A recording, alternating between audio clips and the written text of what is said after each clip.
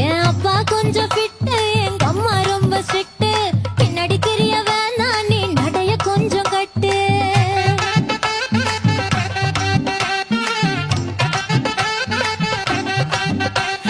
வண்டி மாட பூட்டி அந்த வாய்க்கா ஓர ஓட்டி ஊரை சுத்தி காட்டி உன்னை கூட்டின்னு போறேன் ஸ்வீட்டி. நான் ரொம்ப கோபக்காரி, நீ சுத்துற ஒரு மாதிரி. ஆடிக்கார ஏறி நான் போக போறேன் சாரி. ஓ அப்படியா?